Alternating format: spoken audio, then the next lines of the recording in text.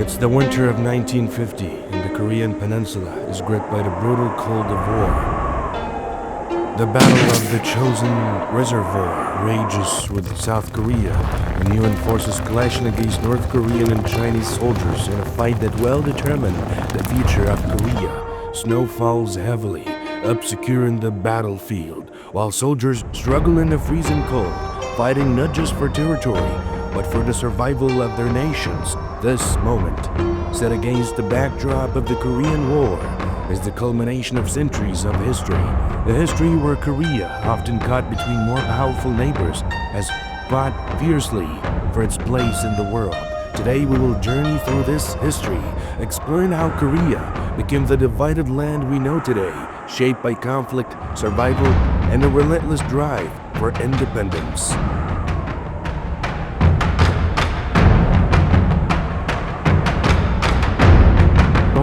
Days when Korea was a quiet little kingdom, minding its own business on the far eastern edge of Asia. Back then, it was often overshadowed by its much larger neighbors, China. For centuries, China was the big head on the block, with its powerful military, advanced technology, and a population that would make everyone else look like they were playing in the minor leagues.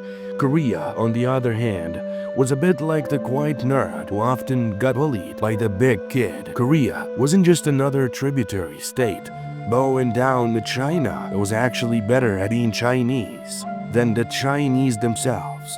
They adopted Confucianism, Chinese-style governance, and even shut themselves off from the rest of the world, just like China. But what Korea didn't realize was that China was slowly but surely losing its grip and power, a decline so slow that nobody really noticed until it was too late. Fast forward, to the 1800s, when the world started getting a little smaller, and the first Europeans sailed around Africa, making contact with China's tributary states.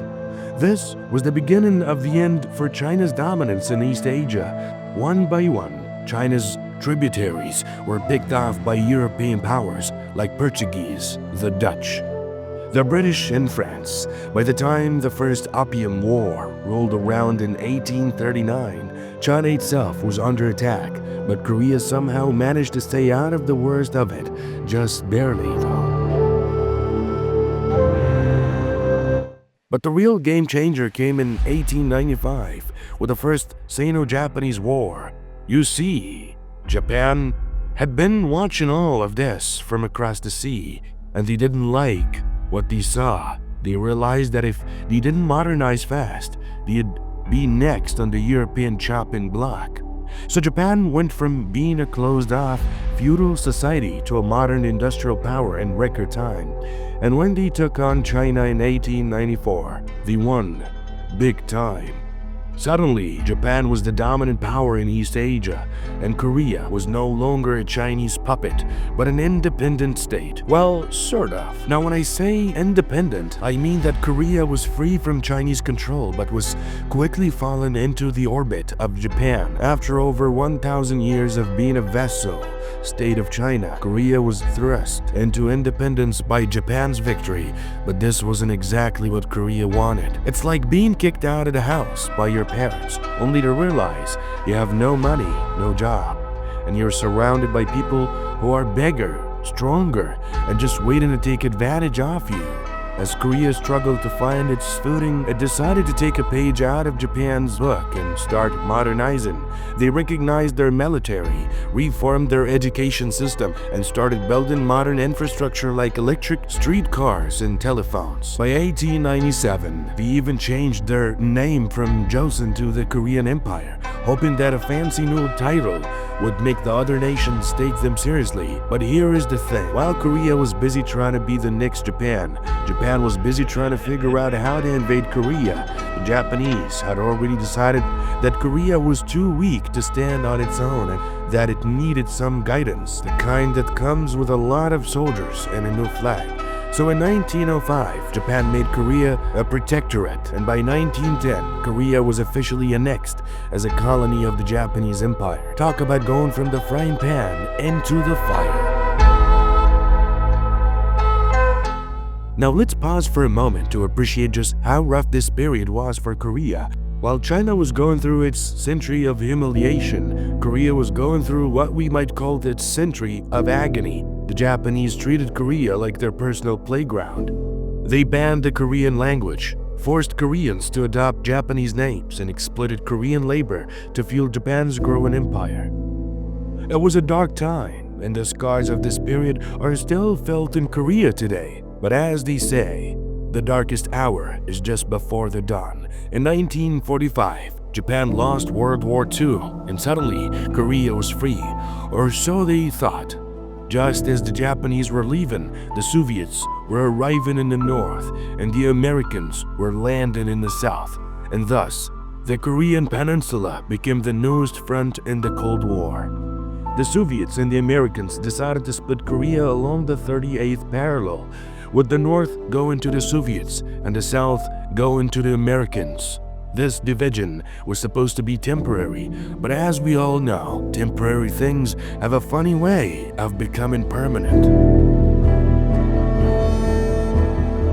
In 1948, two new countries were born: the Democratic People's Republic of Korea in the north, led by Kim Il-sung, and the Republic of Korea in the south, led by Syngman Rhee.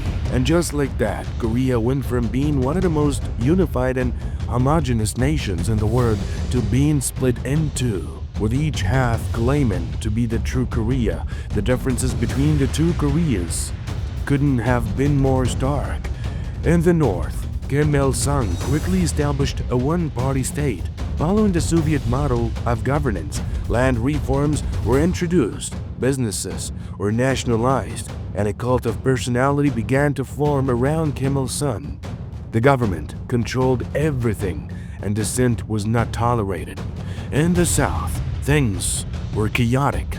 Syngman Rhee was an anti-communist who became the first president of South Korea, but his government was riddled with corruption and faced constant protests from a population that was tired of being pushed around.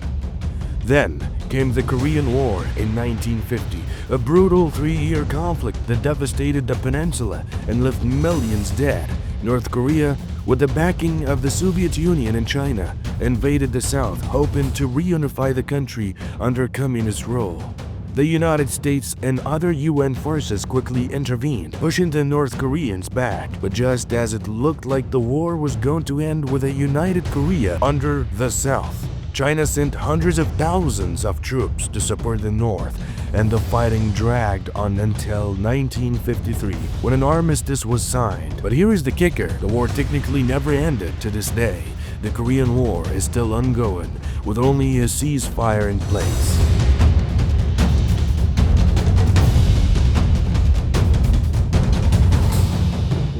After the war, both Koreas were left in ruins, but their paths diverged dramatically.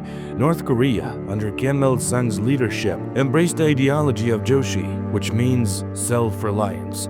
The idea was that North Korea would be completely independent, not relying on any other country for anything. Sounds noble, right?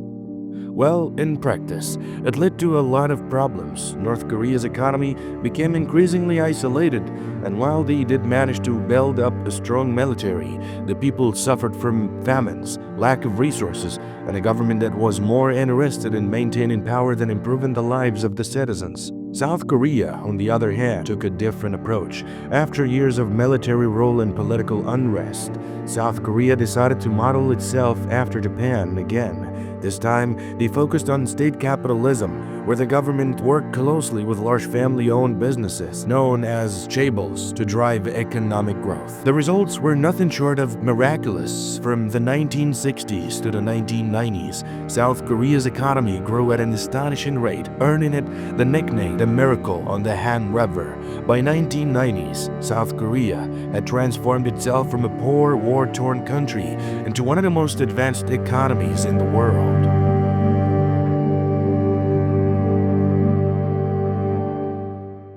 And then there is K-pop. Yes, folks, we cannot talk about the modern Korea without mentioning the cultural phenomenon that is Korean pop music. In the 1990s, South Korea's government saw the potential of exporting its culture to the world, and they went all in. What started as a few catchy tunes has now become a global sensation with millions of fans around the world. K-pop isn't just music, it is a cultural export that has helped put South Korea on the map in a way that few other countries have managed. It is like the ultimate soft power. Who needs guns and tanks when you've got BTS? But while South Korea was enjoying its economic boom and cultural renaissance, North Korea was struggling. The collapse of the Soviet Union in 1991 was a huge blow to North Korea, as it lost its biggest supporter and trading partner. Kim Il-sung's death in 1994 only made things worse, and his son Kim Jong-il inherited a country that was on the brink of collapse. Famine, economic hardship, and increasing isolation from the rest of the world defined North Korea in 1990s. Yet, North Korea didn't give up. Instead, they doubled down on their military-first policy known as Songun and began developing nuclear weapons. This, of course, made the rest of the world very nervous, but from North Korea's perspective, nuclear weapons were the ultimate insurance policy. After all, you've got a nuke. People are a lot less likely to mess with you.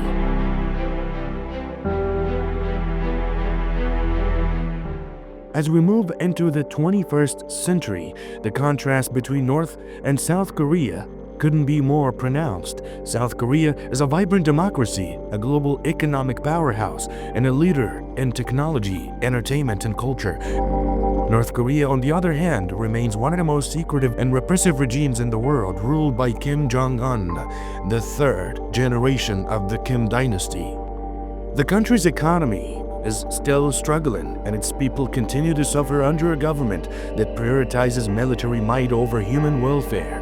But here's the thing, despite all the differences, despite all the history, despite all the conflict, the Korean people, both North and South, share a common heritage, language, and culture. And while the prospect of reunification seems as distant as ever, the dream of a united Korea still lives on in the hearts of many.